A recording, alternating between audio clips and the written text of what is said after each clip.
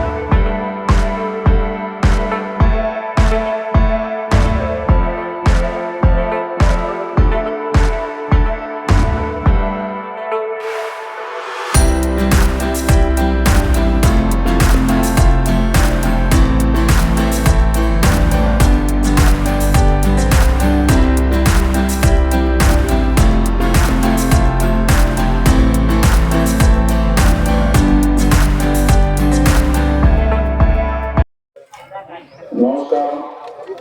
ఈరోజు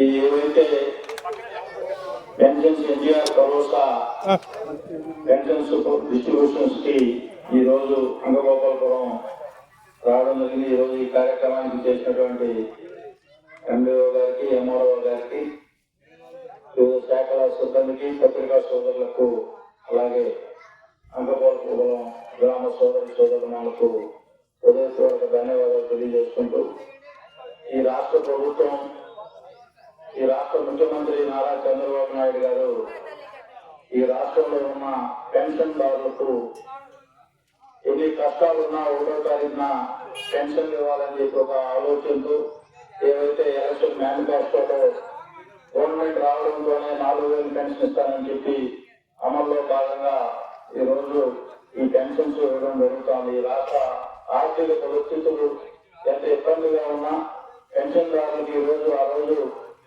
వృద్ధాప్య పెన్షన్లకు 4,000, అలాగే ఏవైతే హ్యాండిక్యాప్, ఎవరైతే మంచానికి పరిమితమైన వాళ్ళకి 15,000, మామూలుగా ఫిజికల్ హ్యాండిక్యాప్ వాళ్ళకి 6,000 రూపాయలు ఎంతో పెద్ద మనసు తీసుకొని దేశంలోనే ఏ రాష్ట్రంలో ఇవ్వకుండా ఎవరైనంత పెన్షన్ మన రాష్ట్రంలో ఇస్తున్నారంటే ఈ రాష్ట్ర ముఖ్యమంత్రి గారికి చంద్రబాబు నాయుడు గారికి పేదల పట్ల ఎటువంటి మంచి అభిప్రాయం ఉందో మనందరం కూడా గుర్తు చేసుకోవాలని చెప్పి ఈ గ్రామానికి ఈ శౌచాలయానికి 403 పెన్షన్లు గాను ప్రతి నెల 17,33,500 రూపాయలు ఈ గ్రామానికి ఉత్తరానికి వస్తుందంటే, అలాగే మండలానికి 2,74,68,000 ప్రతి నెల 1వ తారీఖున ప్రభుత్వంతో ఈ అందరికీ కూడా అందజేస్తుందండి. ఈ ప్రభుత్వానికి ఉన్న మంచి ఆలోచన. అంతకుముందు ప్రభుత్వంలో ఎవరన్నా పిల్లల దగ్గరికి వెళ్ళి 1 నెల 2 నెలలు రాకపోతే అనేక ఇబ్బందులు గురిపడే పరిస్థితులు. ఈ రోజు చంద్రబాబు నాయుడు గారు మంచి ఆలోచనతో 2 నెలలకు ఒకసారి వచ్చినా కానీ 300 వచ్చినా కానీ కూడా అన్ని పెన్షన్ అన్ని అమౌంట్ ఒకసారి కలిపి పెన్షన్ దారికి ఇవ్వడం జరుగుతుంది. అన్ని కూడా మీరు గుర్తుపెట్టుకోవాలని చెప్పి, అదేవిధంగా ఈ గ్రామంలో అనేక రెవెన్యూ సమస్యలు ఉన్నాయి. నాకు ఐడియా ఉంది, అంగగోపాలపురం పంచాయతీలో అనేక రెవెన్యూ సమస్యలు ఉన్నాయి. వీటన్నింటికి కూడా త్వరితగతిన పరిష్కార మార్గం చూపించడానికి మేమందరం కూడా కృషి చేస్తామని చెప్పి, కనీసం గ్రామానికి గవర్నమెంట్ ల్యాండ్ అయితే ఉంది కానీ గ్రామానికి శ్మశానం కూడా లేని పరిస్థితి అంటే, ఇక్కడ ఉండే నాయకులు కూడా మీరు కూడా గ్రామానికి సంబంధించిన మౌలిక వస్తువుల విషయంలో గ్రూపులు పెట్టుకోకుండా గ్రామానికి ఏవేవి అవసరాలు ఉన్నాయో ఆ గ్రామానికి అవసరాలు కూడా తీర్చుకునే దాంట్లో మీరు అందరూ కూడా కలిసికట్టుగా పనిచేసుకోవాల్సిన అవసరం కూడా ఎంతైనా ఉందని చెప్పి ఈ సందర్భంగా తెలియజేసుకుంటూ, ఈ రోజు ఈ ఉమ్మడి ప్రభుత్వం, ఈ ఎన్డీఏ ప్రభుత్వం ఒక మంచి ఆలోచనతో 70 సంవత్సరాలు దాటిన ఎవరైతే వయసు పైన పడిన వాళ్ళు ఉన్నారో వాళ్ళందరికీ కూడా ఆరోగ్య సమస్యలు వస్తాయి, వాళ్ళని ఏదో ఒక విధంగా కాపాడాలి మనం ప్రభుత్వం నుంచి అని చెప్పి కేంద్ర ప్రభుత్వం రాష్ట్ర ప్రభుత్వం కలిసి 70 సంవత్సరాలు దాటిన ప్రతి ఒక్కరికి ఈకేవైసీ చేసి 5 లక్షల రూపాయలు వైద్య ఖర్చులు ఉచితంగా ఇచ్చేదానికి ఈ ప్రభుత్వం ఉమ్మడి ప్రభుత్వం చర్యలు తీసుకున్నాం. మీరందరూ కూడా ఎవరైతే 70 సంవత్సరాల పైన వస్తున్న వాళ్ళందరూ కూడా ఈ ఈకేవైసీలో పాల్గొని మీరందరూ కూడా దానికి అర్హులుగా ఉండాలని చెప్పి కోరుకుంటూ, ఈరోజు అనేక ఎలక్ట్రికల్ సమస్యలు కూడా ఉన్నాయి. మీరు గ్రామాల్లో గత ప్రభుత్వంలో ఎక్కడా కూడా ఈ విలేజ్ లో ఉన్న సమస్యలను పట్టించుకొని పాపాన పోలేదు. తప్పనిసరిగా ఈ ప్రభుత్వం మీ అందరి కోసం, ఇది ప్రజా ప్రభుత్వం, అన్ని ఏవైతే మౌలిక వస్తువులు ఉంటాయో వాటన్నింటినీ కూడా క్రమభాగంలో అన్నింటినీ కూడా క్లియర్ చేస్తామని చెప్పి ఏఈ గారు కూడా ఇక్కడ ఉన్నారు. ఈ గ్రామాలు ఏదైతే పోలీసులు అంగగోపాలు ఈ గ్రామాలన్నీ కూడా ఫేజ్ 1 ఆర్టీఎస్ లో ఉన్నాయి. తప్పకుండా గ్రామాల్లో ఉన్న పాత పోలీసు మారుస్తారు. ఏదైనా కొత్తగా అవసరం లేని ఇల్లు కూడా మీ గ్రామంలో ఆర్టీఎస్ వర్క్ జరిగేటప్పుడు త్వరలోనే 2-3 నెలల్లోనే అది కూడా స్టార్ట్ అవుతుంది. అందరూ కూడా ఆ గ్రామంలో ఏదైనా మౌలిక వస్తువులు అవసరమైన కొత్తగా ఇల్లు పెట్టుకున్న వాళ్ళకి ఏదైనా 1-2 స్తంభాలు ఏదైనా మా దృష్టికి తీసుకోరండి. ఫస్ట్ అధికారుల దృష్టికి తీసుకుని వెళ్ళండి. పరిష్కారం కాకపోతే నా దృష్టికి తీసుకోరండి. తప్పనిసరిగా గ్రామాల్లో మౌలిక వస్తువుల విషయంలో ఎక్కడ రాజీ లేదని చెప్పి ఈ సందర్భంగా మీ అందరికీ తెలియజేసుకుంటూ, గ్రామంలో అనేక సమస్యలు నాయకులు మా దృష్టికి తీసుకొని వచ్చారు. మీకు కూడా ఈ డ్రైనేజ్ విషయంలో ఈ గ్రామంలో చూస్తా ఉంటే ఎక్కడ మురికి అక్కడే ఉంది.